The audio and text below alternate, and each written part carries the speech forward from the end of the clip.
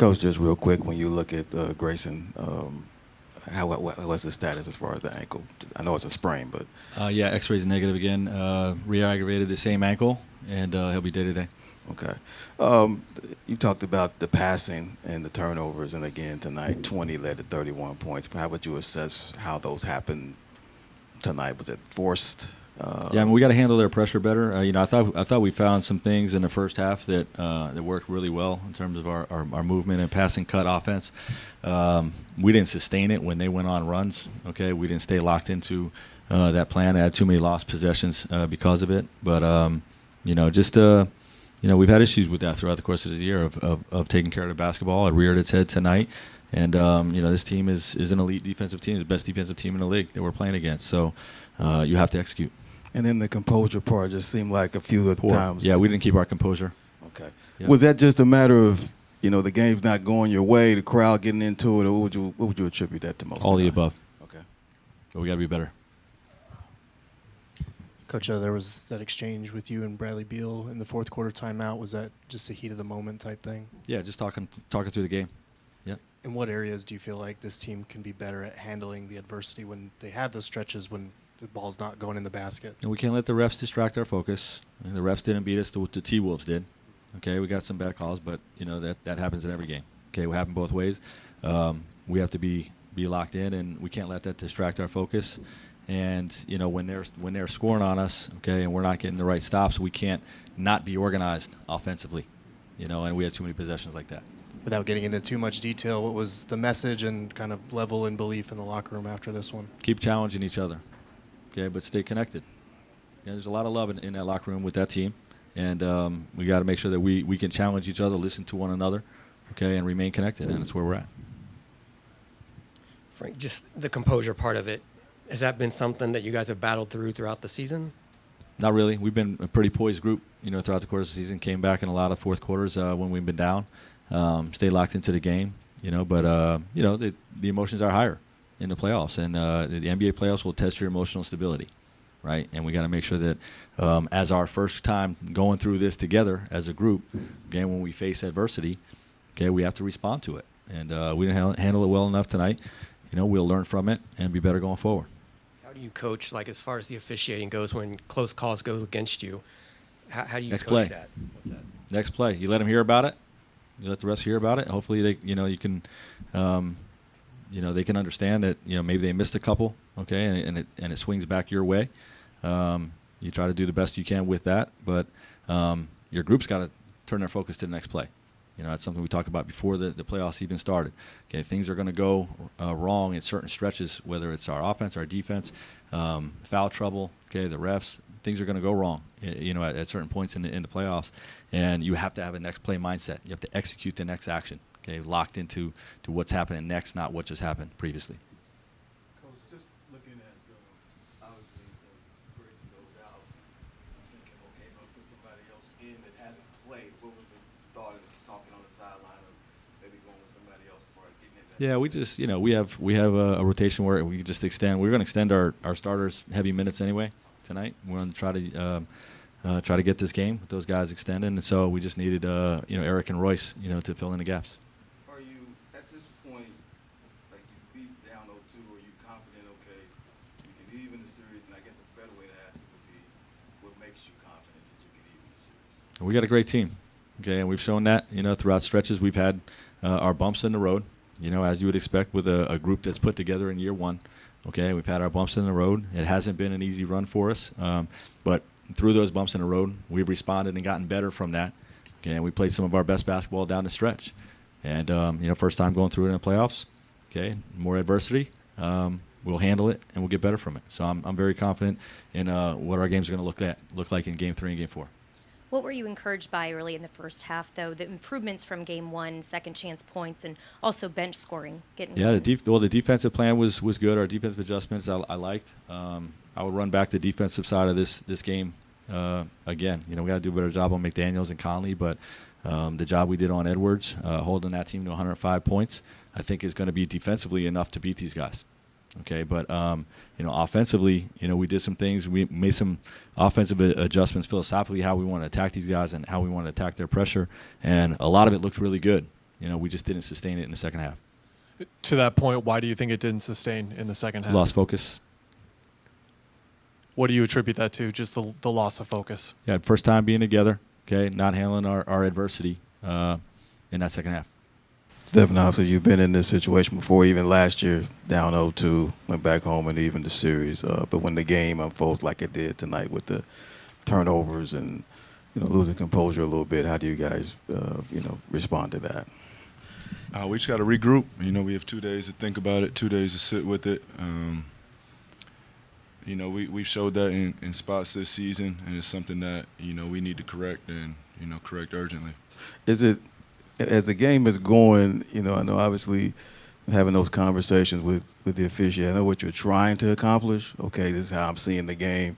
But at what point is it like, all right, maybe I need to back off, or maybe you lose it in terms of having those conversations with the refs? Which one are you talking about? Just well, particularly it was one where you thought that you got bumped on the side, and then you thought that should have been a foul, and then they called it for a turnover. I thought that might have been the beginning of maybe your frustration really starting to get to you a little bit. I could be wrong, but yeah, you are. Okay. My frustration is just within the team. We need to execute. We play well when we're playing well, and then we need to stick together once things turn bad. And like I said, we've done that throughout the season, so it's something that has to be corrected.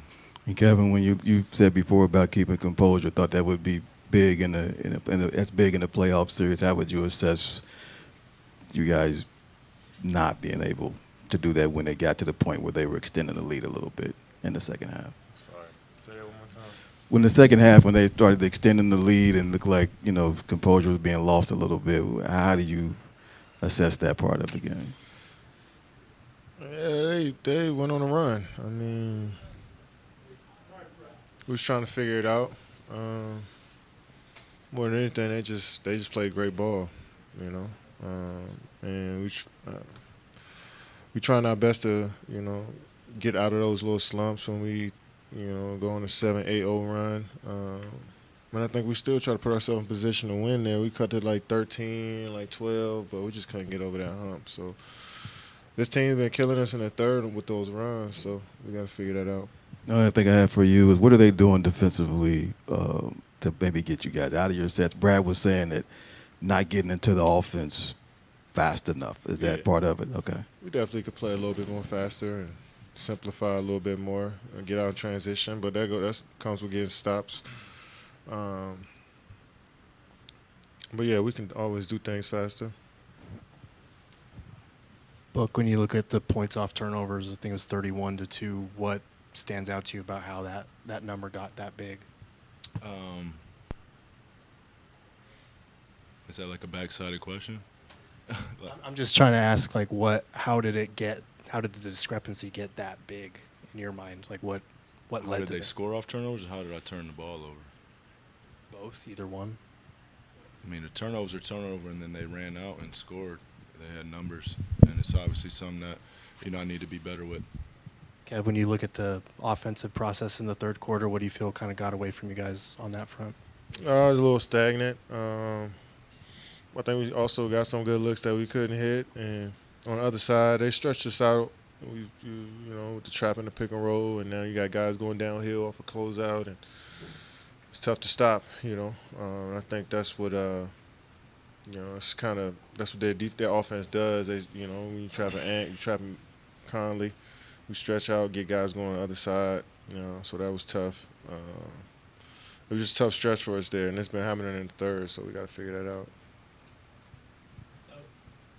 Devin, I was just going to piggyback off that. What does it take when the crowd's against you, a team's going on the other run, you're not getting close calls? How does the team battle through that adversity? What does it take to get through that? Just communication.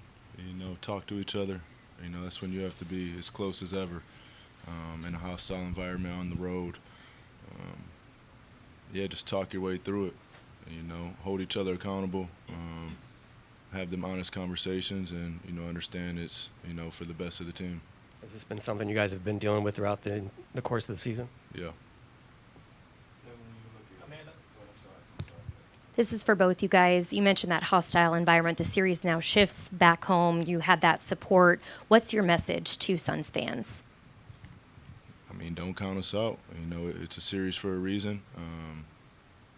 You know, I don't think any road teams won so far. You know, I know that doesn't have anything to do with us, but, you know, it's just a situation that it is. Kevin? I mean, they can't give up on us right now. Shit, we need them more than anything. I know it's been disappointing last couple games, even the season, been too, you know, for our fans. But we need you more than ever now coming back home for Game 3. This is for the both of you. Statistically speaking, teams that go down 0-2 in a series usually only win the series about 8% of the time. I'm curious, what do you think is different about this team that will enable you guys to do the opposite and hopefully win this series overall? Man, you take a possession at a time, man. I'm not trying to think like that. We got the next game ahead of us. We got to focus on every possession. You know what I'm saying? So we'll take it possession at a time. Book, to your point on these moments coming in the season when the stability seems to fall off, in your experience, what is that stability? Like, what comes from it? What is the team missing to have that? Communication. Can you just expand on the communication part specifically? Just what that entails? Who's talking? Where just are they talking to each other, holding each other accountable. You know, I've been saying it. You know, we're all trying to fight out there, and you know, so far in this series, once it's turned to shit, you know, we've kind of separated instead of being together. So, and that's everybody top to bottom. Something we got to figure out. The only other thing I had was if you guys would looked at the stat sheet and saw Towns only had 12 points and had shot 3 for 12, defensively you would take that. But when you see McDaniels 25, how much of that is just like, you know, this is part of a series where they made the adjustment and got him looks in that sense? Yeah, like I said, I mean, we respect them, but they got players that shift the defense, and he did a great job tonight just driving closeouts. You know, it's a long closeout when we come from the other side of the floor, and then that got him going making threes too. He's a long, athletic player, so even if you're in front of him too, sometimes he's still gonna make a shot. So it's a great game by him tonight, and not just him. They got Rudy Gobert with 18, Conley with 18. That's made up for Cat and